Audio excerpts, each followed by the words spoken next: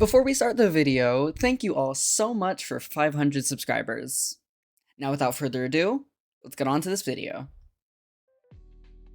Hey guys, Era here, and I'm here to answer a question nobody has really asked, but I think it'll be fun to talk about. The topic of today's video is this little guy. This character has been used to represent me whenever I talk in my past two videos, and trust me, I do a lot of talking in those videos. So if I chose him to be the thing my viewers see for the majority of the video, he must be pretty important to me, right? Well, of course he is. And with his importance to me comes a lot of lore, personality, and inspirations. So get ready for a lot of yapping about a character who hardly anybody cares about other than me and a few of my friends. I have a lot to tell y'all about him. First of all, who is this little guy? Well, he's one of my original characters, a persona if you will, and his name is Vinnie. Full name, Vinnie Eileen Taylor. Vinnie is a 19-year-old pop singer and musician who was born in the fictional southern town of St. Cypress and was raised in the also fictional northern town of Terravita Springs. His parents, Krakuda Taylor and David Taylor, moved their family to Terravita Springs 7 years after Vinnie was born so that David could earn money as a talk show host in its bustling entertainment district. They earned good money doing that and would usually have that money go to grand parties for Krakuda and David, while also allowing some to Vinnie to pursue his musical interests. As a result, Vinnie grew up very independent, which gave him the opportunity to practice his music in the best way, yet also gave him a deep-seated need for attention. He got this attention in many ways, such as participating in as many school plays as possible, volunteering at school events, and busking in the streets of Terravita Springs with his guitar. When Vinnie was 16, he released his first song, Perfect, and it became an instant hit. Local bands started reaching out to him to add his unique voice and writing to their own groups. However, he found that none of them interested him. That was until he saw an advertisement for a brand new band on the side of a corner store on his way to school. The band was called Volt, and he was immediately intrigued by the advertisement. He joined Volt as a singer, guitarist, and co-lyricist, and his talent allowed Volt to grow into an overnight sensation. His personality is a weird thing to discuss, as he basically has two of them depending on where he is. In public, such as at a concert or convention, he's extremely extroverted, vibrant, and a little sultry in order to grasp the attention of his fans. However, in private, such as with his friends and family, he's quiet, reserved, and a really good listener who may be a little bit too honest for his own good. I mean, who can blame him? He basically has to lie all day, so it must be tiring. Now, with all of this lore, you may believe Vinnie is my first ever persona. You may even believe that he's my only persona. However, I actually had two before that. One of them was named Sushi, my first ever persona that wasn't tailored to an existing IP. He was nothing special, just a red wolf with green hair who I eventually turned into a twink after making Vinnie, because I wanted to have a character in my back pocket just in case I got any random ideas for a story. And the other one, my first ever anthropomorphic original character, was named Swift the Hedgehog. We do not talk about Swift the Hedgehog. Anyways, my point is that Vinnie is not my first go around at this kind of thing, but he is definitely my favorite. I actually made Vinnie so I could fit in with my friends who all had personas. If I could estimate when it was, I'd say I made him at like the beginning of high school, and I just wanted an okay looking character to practice art with. However, now he kind of represents that creative side of me, the side that honestly kind of died when I went into high school and started grappling with my asexuality. At the time, I felt like it was useless to try getting into a creative career. I felt hopeless, but creating Vinnie helped me. He was a representation of someone who succeeded in a career they loved without having to be exceptionally lucky or naturally talented. He was an exploration of what this creative side of me could accomplish, and he was a way for me to reach my creative goals.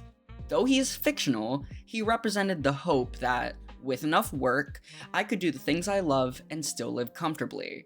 Safe to say he's my comfort character, and he's probably the best character I could have chosen to represent me, on this YouTube channel.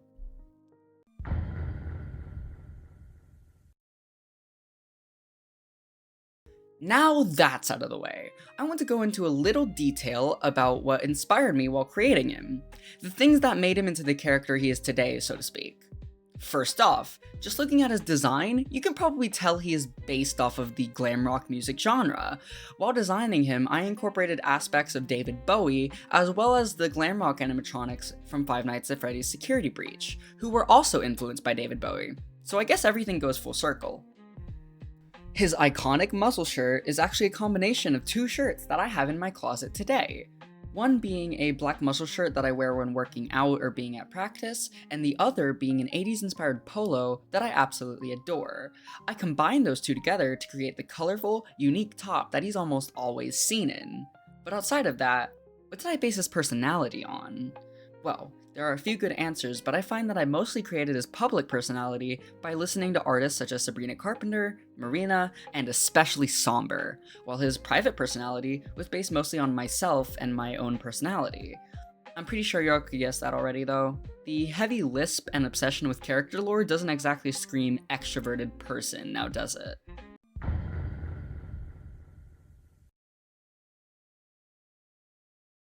Other than this YouTube channel, I've used him in one of my side projects.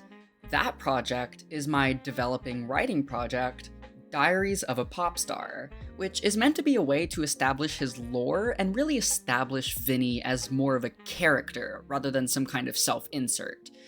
It's partitioned into a bunch of unconnected entries that I wrote in character as Vinnie. It's got around 20 entries, with more on the way, and I'm actually in the process of dubbing it and storyboarding a potential comic version.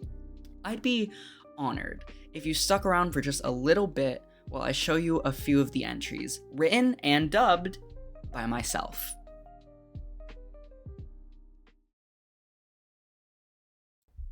January 7th. Dear Diary, I believe I'm a good person. Just kidding, we're not doing that. I mean, I do believe I am a good person, but I don't think my therapist would be too stoked to see that I took "you should take a diary to get your thoughts and opinions out instead of bottling them up" as a sign to start quoting Heathers. I've never been one to write down my feelings in anything but song. I guess that's why my recent music has been a little bit depressing. But I'm willing to try as long as it makes my fans happy. That's what I do these things for. My fans. And I'm glad that I can actually admit that, because nobody should be seeing these entries except for Bailey. And if you're reading this, Bailey, and you decided to share it online, fuck you. And the fridge in the band tour van needs to be restocked, okay? March 18th. Dear Diary, today we performed on stage at the Opal Falls Music Hall. In the middle of the performance of one of my singles, Ain't That Why I'm Single, a guy jumped on stage and tried to get to me. And I couldn't hear him overly yay screaming, but I think he said something like, "You don't have to be single anymore, I'll take you." Thankfully, Lie tackled him. Bailey basically curb stomped him when he was down, but it scared me. It scared the hell out of me. Sure, I was flirty during the show. I'm supposed to be, but I don't like doing that. I just want to know, why does this keep happening? I'm fine now. We continued the show, and Shiva said they'd put some kind of hex on him afterwards. I love my friends. March 20th. Dear Diary, Dad called. I had to take the call in the middle of an interview about our Opal Falls show. He asked, "Venison, why don't we talk anymore?" And I found it interesting that he basically answered his own question with that first word. The mere mention of that name made my blood boil. I didn't tell him that, though. All I said was, "It's actually Vinnie, Dad." And he scoffed. "Are you a girl now? Is that why you changed your name?" he asked. I just corrected him the same way I've had to correct him for 2 years now since I joined Volt. I changed my name because Venison sounds like a mean nickname.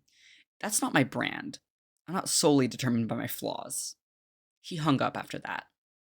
We didn't get to talk about anything else. Side note, The way the interviewer blushed when I complimented her was a good reinforcement of my public image, especially after the incident in Opal Falls. Do I need to be even more flirty? April 2nd. Dear Diary.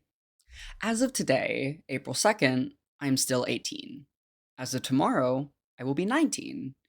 I've always been one for parties. After all, my birthday is pretty much the one day where I don't have to work for the spotlight. But to be honest, I feel a little sad. I'm 19 and my name is still the same. I've been meaning to get it changed, but I've just never had the time with Volt's recent popularity. Shiva's been giving me violin lessons, Bailey's been helping me out with lyrics when I run out of creativity, and Lie's been making sure I keep up with my fitness goals. I love him to death. And I love that I'm getting more muscular. Bailey, tell your boyfriend thank you for me. But I hardly have enough free time to get much of anything done. April 3rd. Dear Diary, if this was some kind of audio recording, you would not be able to understand what I'm saying because of how loud I'd be screaming. They did it! They told me they were taking me out for some kind of birthday photo shoot, put me in the back of the tour van, and drove me somewhere. The windows were blacked out, so I couldn't see where we were until Shiva got out of the driver's seat and opened the door.